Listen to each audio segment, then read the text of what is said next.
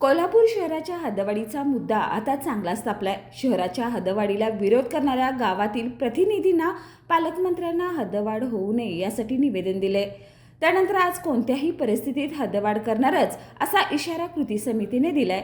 त्यामुळे आता संघर्ष निर्माण होण्याची चिन्ह दिसत आहेत। दरम्यान आज सकाळी शहराच्या हद्दवाढी संदर्भात एक सूचक फलक शिवाजी पेठेतील निवृत्ती चौकात लावण्यात आला। या बॅनरच्या माध्यमातून हद्दवाढीला विरोध करणाऱ्यांना थेट इशारा देण्यात आलाय। यावेळी महेश जाधव, कॉम्रेड चंद्रकांत यादव यांच्यासह कोल्हापूर शहर हद्दवाढ कृती समितीचे पदाधिकारी उपस्थित होते। कोल्हापूरची हद्दवाढ ही झालीच पाहिजे, ही नैसर्गिक वाढ आहे। गेल्या 53 वर्षापासून कोल्हापूरची हद्दवाढ झालेली नाही। 1946ला जी लोकसंख्या होती त्याच्या 10 पट आता लोकसंख्या झालेली आहे। कोल्हापुराला विरोध करणारे हद्दवाढीची जी काही आसपासची गावं आहेत या गावकऱ्यांना असं वाटते की आपल्या जमिनी जातील, आरक्षण पडेल, आपला फाळा वाढेल, ह्या सगळ्या गोष्टी, आपला कचरा उठवला जाणार नाही, आपल्याला चांगले रस्ते मिळणार नाहीत। आम्ही तर म्हणतोय हद्दवाढीनंतर जो फंड येईल तो फंड सगळा आपल्या येणाऱ्या गावावरती खर्च व्हावा। त्या ठिकाणचे रस्ते असतील, कचरा उठावा असेल, त्या ठिकाणी पाण्याची व्यवस्था असेल, हे सगळा पैसा येणाऱ्या गावावरती खर्च केला जाईल अशा पद्धतीची भूमिका आम्ही देखील घेऊ। महाराष्ट्रातल्या सगळ्या शहरांच्या हद्दवाढ झाल्यात, एकमेव कोल्हापूरची तेवढी हद्दवाढ झालेली नाही। आता कोल्हापूर गुदमराला आलेलं आहे। या कोल्हापूरला आता हद्दवाढीची आवश्यकता आहे। सरकार सुद्धा सकारात्मक आहे।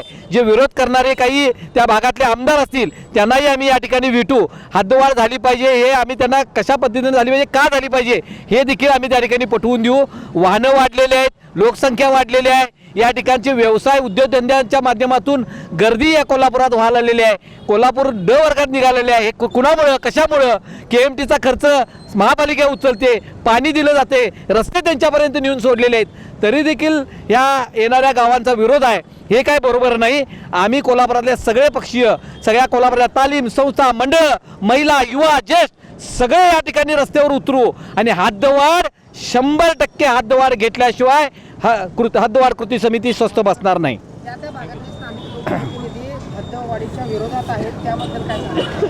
खरं तर इगडाआड इकडे वीर अशा त्या नेत्यांची अवस्था झाली असेल, कारण ते देखील शहरात राहतात आणि मग हद्दवाढीला विरोध का करतात असं आम्ही देखील म्हणू शकतोय। त्यामुळं शहरातल्या सगळ्या सुविधा घ्यायच्या आणि मग हद्दवाढीला विरोध करायचा हे काय बरोबर नाही। आम्ही त्या स्थानिक लेवलला असणाऱ्या नेत्यांना, त्या ठिकाणचे सरपंच असतील, उपसरपंच असतील, जिल्हा परिषद सदस्य असतील, त्या ठिकाणचे राजकीय पक्षाचे नेते असतील, या सगळ्यांना भेटू, त्यांनी चर्चेला यावं। आम्ही चर्चा करून युक्तिवाद त्या ठिकाणी व्यवस्थित मांडून त्यांची समजूत काढण्याचा प्रयत्न निश्चितपणे करू। हद्दवाढ ही डायरेक्ट शासनानं करावी। आता ही नैसर्गिक हद्दवाढ कोणी थांबवू शकणार नाही। त्यामुळे हद्दवाढ झाल्याशिवाय हद्दवाढ कृती समिती स्वस्थ बसणार नाही।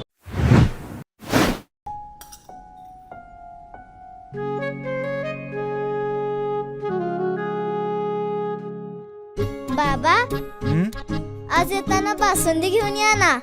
अगं, कालच आपण आईचा वाढदिवस होता म्हणून आणली होती ना। ऐकलं, गोकुळची बासुंदी पुन्हा खावीशी वाटतेय। खरं सांगू, मलाही खावीशी वाटतेय। पुन्हा पुन्हा खावीशी वाटणारी गोकुळ बासुंदी।